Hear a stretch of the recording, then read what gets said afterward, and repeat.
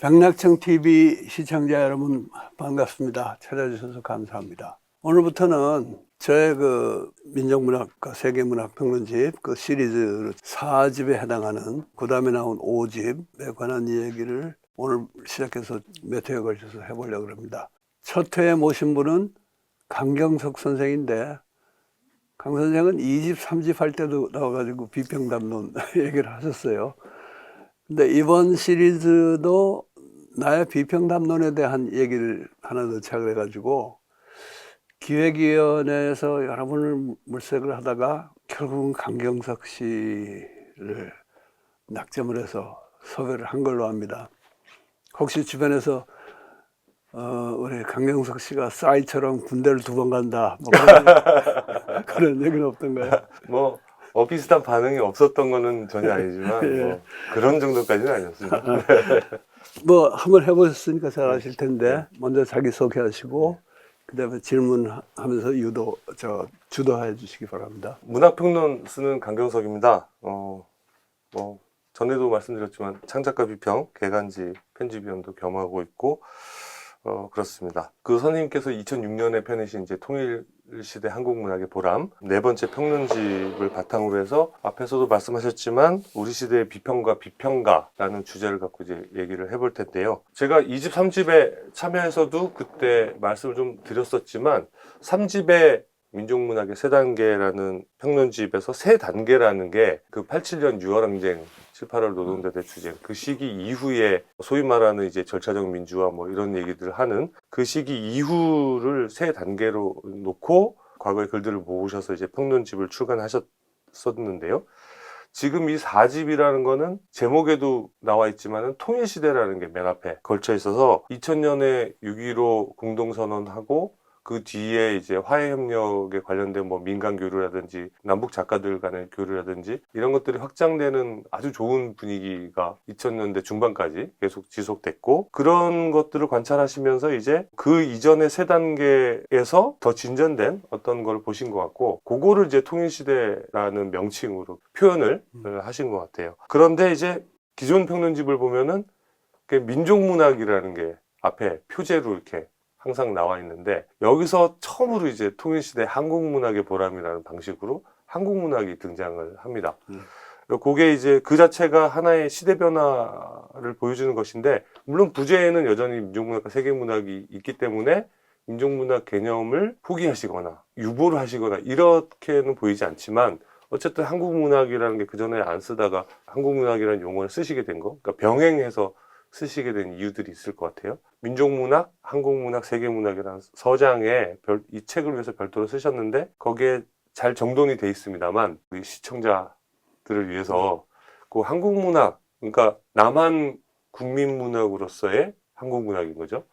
그거하고 민족문학, 요 2가지 관계에 어떤 변화가, 통일시대를 맞이해서 어떤 변화가 왔기 때문에 이 용어들을 전에 안 쓰시다가 이제 표제에 이렇게 내놓으신 거라고 보여지거든요. 거기에 대해서 조금 설명을 좀 보태주시면. 이 책이 2006년에 간행이 됐는데 제목을 짓고 서문 쓰고 서장을 집필한 것은 그 2006년 당시였어요. 네.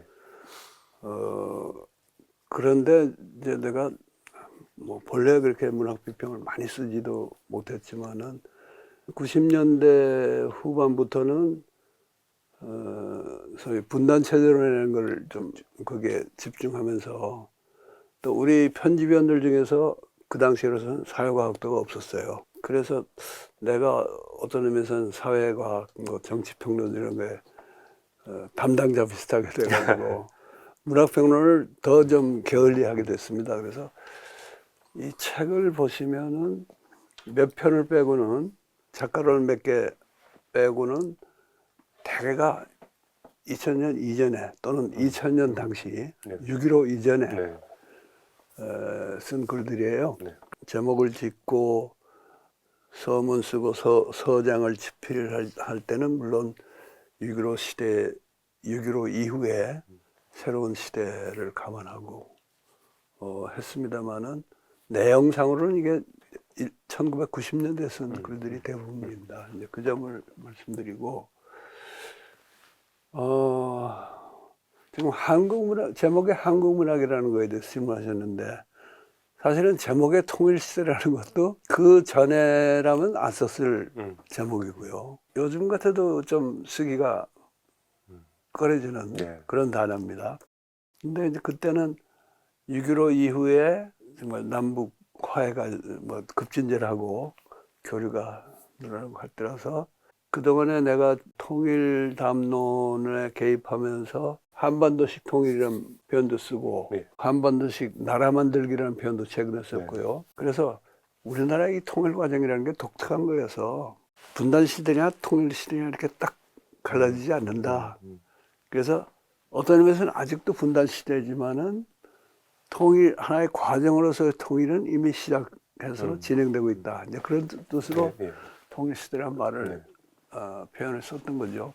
이제 한국 문학 얘기한 것은 남한의 국민 문학을 겸한 한반도 전체의 민족 문학. 네. 이제 그런 뜻을 담은 말인데 1차적으로는 그 한국어 문학이라고 이해하면 될 것 같아요. 우리가 영문학 그럴 때 네. 그 영국이나 미국의 문학만이 아니고 영어로 된 네. 문학을 얘기하듯이. 그런데 잠재적으로는 한반도 전체, 더 나아가서는 세계 여기저기 퍼져 있는 우리 이산 동포들과 디아스포라, 그들 전부를 잠재적 독자로 삼는 민족문학이 될 필요성이랄까? 그런 건 여전하지만은 이 분단이 오래가고 또 남한에서는 또 유월항쟁 같은 걸 거치면서 북측 사람들이 경험하지 못한 큰 역사적 경험을 하잖아요. 역사의 발전을 이뤄내고 그리고 현실적으로 또 우리가 책 쓰고 뭐 출판하면은 그 사람들이 우리 남한 사람들이 읽어주는 게 1차 목표니까 그런 의미에서는 이제는 그냥 한국 문학 그러면은 이거는 반쪽 나라의 국민 문학을 얘기하는 거니까 그 말 쓰지 말자 하던 시대는 그때 지났다고 봤어요. 그래서 한국민으로서 또 분단 상황에서도 그 나름의 성취를 일으켜온 남한인으로서 우리끼리 더 좀 절실한 문학을 하기는 하되 그것이 그야말로 결선 국가인 대한민국의 국민 문학이 되지는 말고 우리 민족 전체의 문학이 되자. 이제 그런 뜻으로 제목에는 한국 문학이라고 쓰고 부제는 여전히 민족 문학과 세계 문학 사 이렇게 붙였던 거죠. 네. 거기에 또 보면은 다른 용어도 하나 더 있더라고요. 그 한국 문학, 민족 문학 말고도 분단 체제 극복에 기여하는 문학 이렇게 돼 있어서 이 세 개가 서로 겹치면서도 사실은 개념을 논하는 그 차원들은 조금씩 서로 이렇게 다른 거여서 분단 기왕 말씀하신 김에 분단 체제 극복에 기여하는 문학과 한국 문학, 민족 문학 요 세 차원을 약간 변별 좀 해서 설명을 좀 더 해주시면 어떨까요? 네.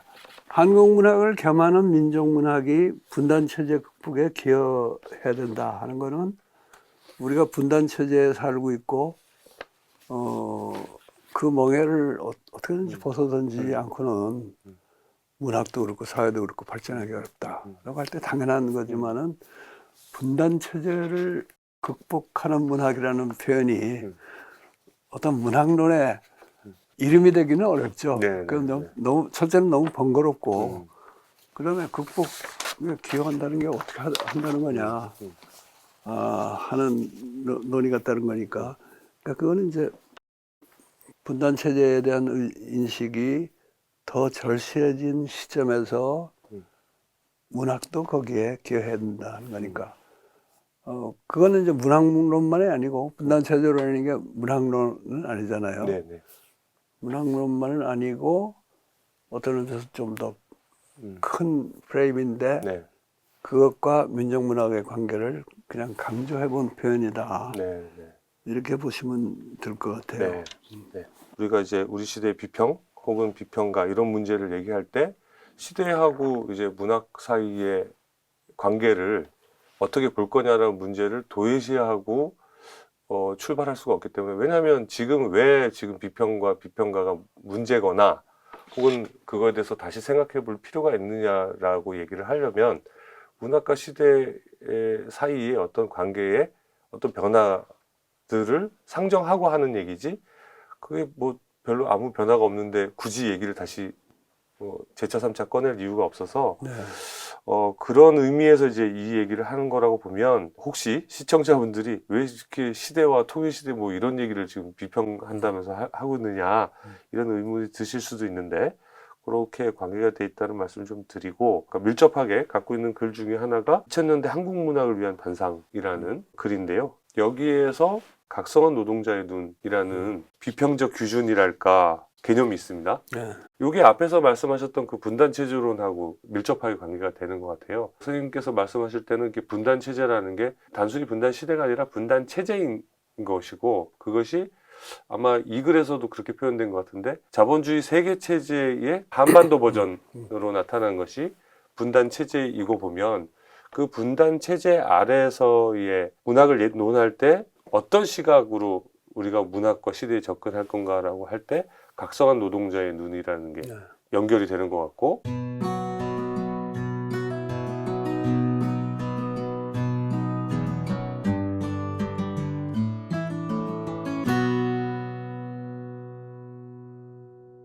그리고 각성한 노동자의 눈이라고 하니까 노동자가 들어가니까 이게 노동자 계급론인 것 같지만, 사실은 근대 세계체제와 현행 세계화 과정에 대한 발본적 대안을 제시하는 입장을 뜻한다, 이렇게 명확하게 말씀을 하셨기 때문에 네. 둘 사이가 이제 서로 무관하지 않게 되는 것 같아요. 그래서 문학론을 하실 때 각성한 노동자의 눈을 말씀하시는 거랑, 사회과학을 포함한 이제 보다 큰 범주의 세계체제와 우리 한반도의 관계, 이런 걸 얘기하시는 거하고 둘 사이가 서로 이렇게 밀접하게 관계가 되는 것 같습니다. 각성한 노동자의 눈으로 문학을 읽는다는 것이 이제 그때나 지금이나 여전히 중요한가, 이런 질문을 해볼 수 있을 것 같아요. 왜 그러냐면 아까도 말씀하셨지만 통일시대라는 얘기를 지금은 또 하기가 애매한 부분이 있다, 이런 말씀도 하셨고, 우리가 또 촛불 이후라는 또 새로운 또 단계 혹은 새 국면이 있기 때문에 여기서는 이런 개념들이 어떻게 되는가. 예. 굉장히 참 거창한 질문을 몇 개를 그냥 한꺼번에 해버리신 것 같아서, 우선 그 분단체제론이 그냥 민족문화론의 그냥 사회학 버전으로 신장 개혁한 것처럼 생각하는 사람들이 꽤 있잖아요. 그렇죠. 그거는 나는 첫째는 민족문학론에 대한 오해가 있고, 둘째는 또 분단체제론에 대한 오해도 있는 것 같아요.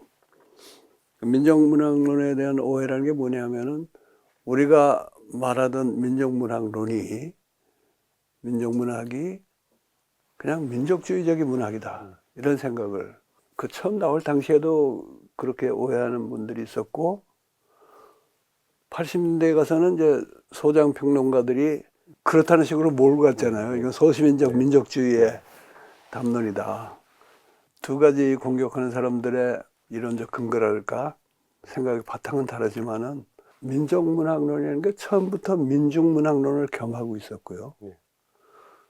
그리고 내 개인의 역정에서 본다면은 시민문학론이 먼저 나오고, 그게 심화되는 과정에서 민족문학론, 또 민중문학론, 이런 여러 가지 담론이 나오고, 그것을 당시에는 평단에서 민족문학론이라는 큰 개념 속에 이게 다 종합이 됐더랬어요. 그런 걸 무시하고 민족주의 문학론 이렇게 말하는 것은 그건 이제 오해다, 단순하다, 이렇게 말하고 싶고, 분단체제론에 대해서는 지금 이제 강 선생도 뭐 그런 걸 암시하셨지만은, 이게 그냥 단순한 분단 극복론, 통일론, 이 민족주의적 통일이죠. 그거는 나는 사실 분단 시대하고 분단 체제를 똑같은 외연을 갖는 개념으로 안 보거든요.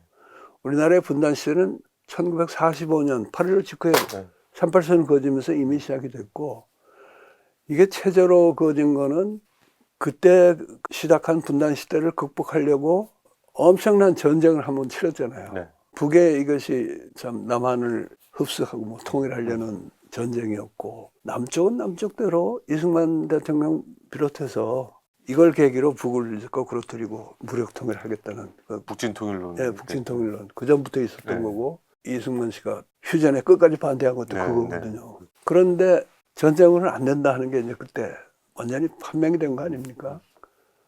그러고 나니까 국민들도 통일이 되기를 당연히 바라지만은 전쟁이 또 한 번 일어나는 것보다는 이대로 사는 게 낫다 해가지고 어떻게 보면 그 분단이 체제화하는데 일정한 대중적 기반이 생긴 거예요. 뭐 그것만이 아니고 여러 가지 이해관계가 겹쳐서 그랬지만은 그래서 나는 1953년 휴전 이후부터 그래가지고 그것이 이제 그런 휴전 상태가 점점 오러가면서 체제로 굳어진 것이 이게 분단 체제다 이제 이렇게 보는 건데 그게 그냥 단순한 분단이 아니고 분단 체제라고 그럴 때는 그게 이제 온갖 복잡한 요소들이 다 들어있기 때문에 그 해결도 하루아침에 되는 게 아니고 분단체제 극복이라는 험난한 장구한 과제가 있고 더군다나 지금 얘기하셨듯이 이건 세계 체제가 한반도 중심으로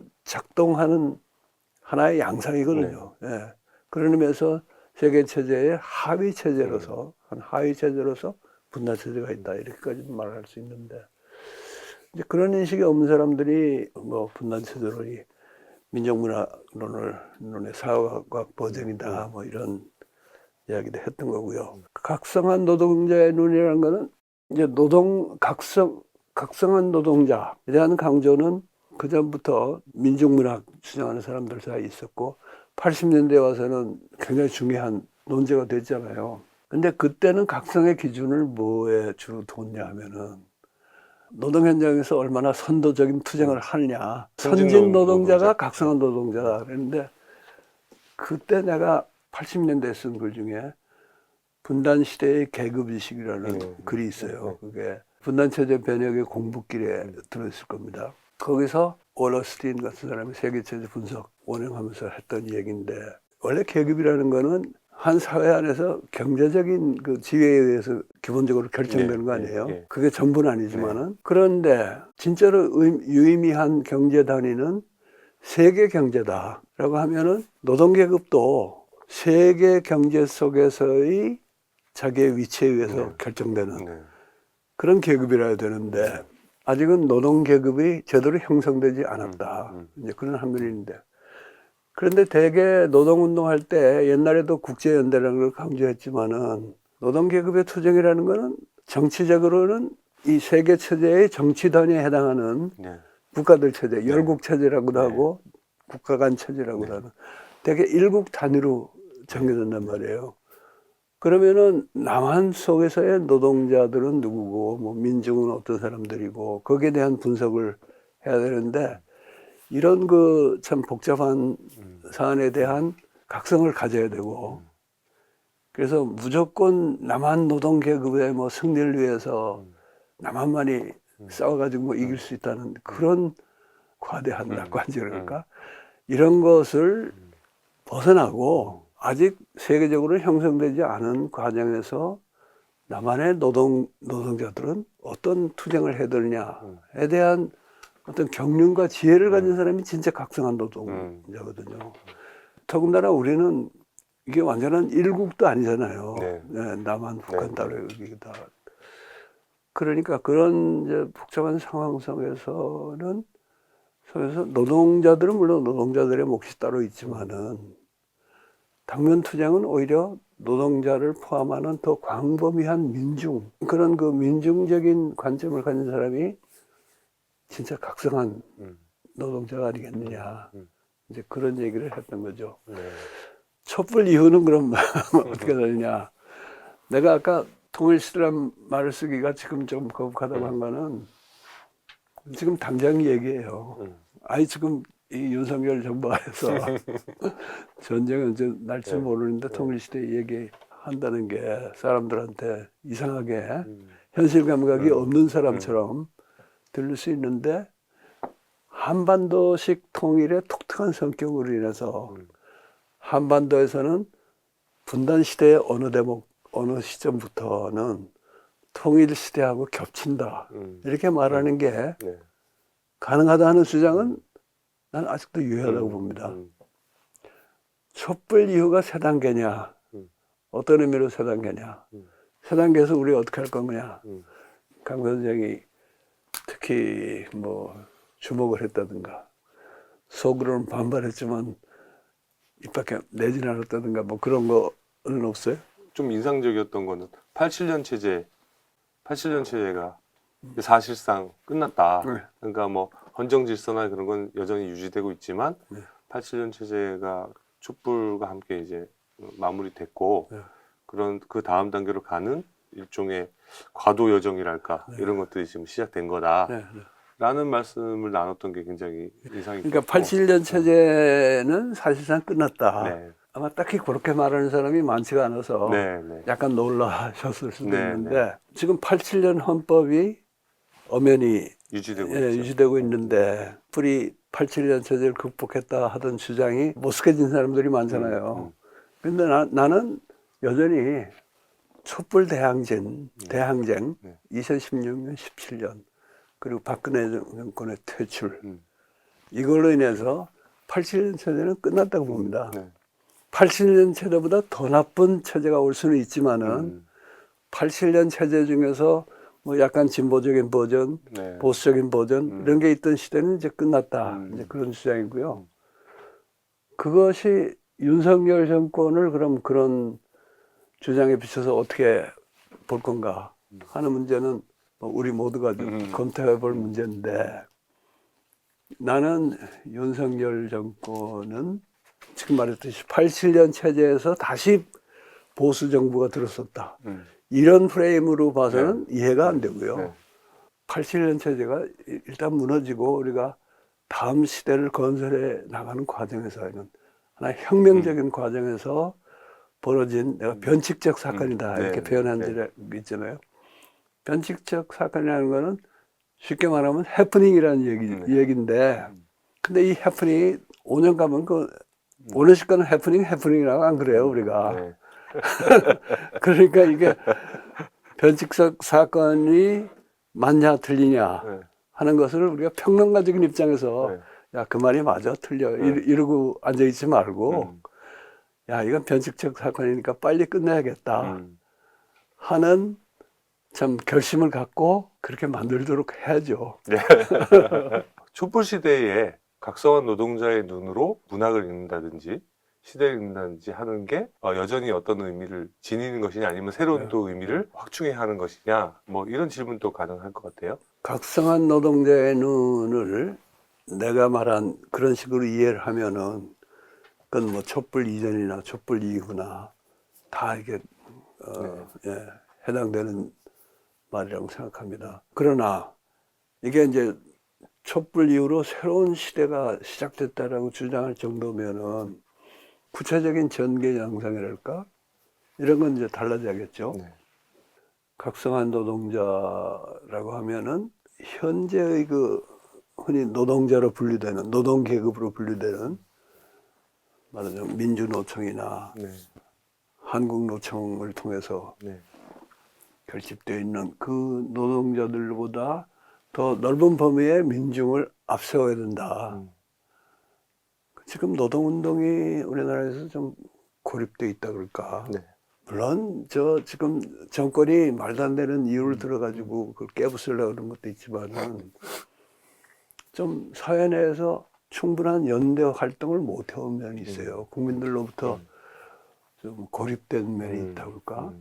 형성 중인 세계 노동 계급의 일환으로서의 민중을 대표하지 않고 이미 노동자가 돼 있는 산업 노동 돼 있는 사람들 중심으로 하니까 자연히 이게 또 극단적인 혁명 투쟁 이제 그런 건 요즘 안 하잖아요. 네. 안 하다 보면은 오히려 이제 경제주의에 빠진단 말이에요.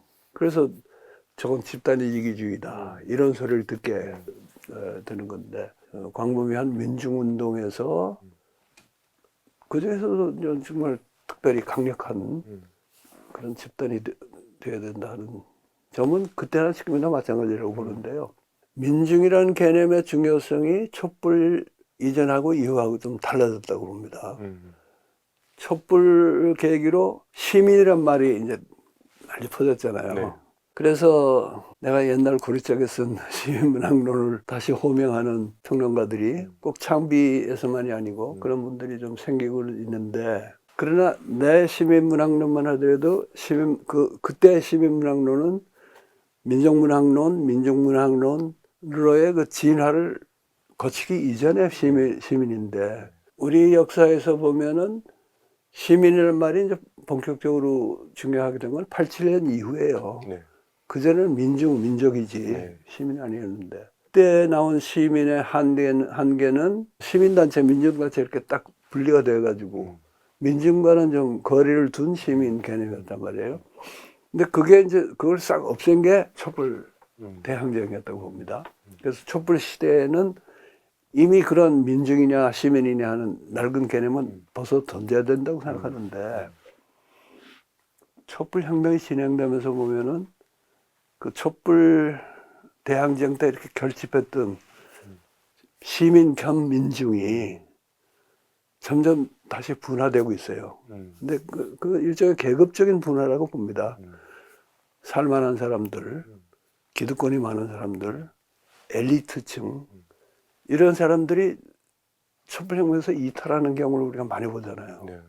그렇기 때문에 시민은 시민이 돼 민중적인 시각이 확고한 시민이 되자 하는 거를 좀 새삼스럽게 우리가 자각할 필요가 생겼고, 그런 것이 이제 촛불 시대의 민중이 갖는 또는 각성한 노동자가 중요해진 좀 특별한 이유가 아닌가 네. 그런 생각을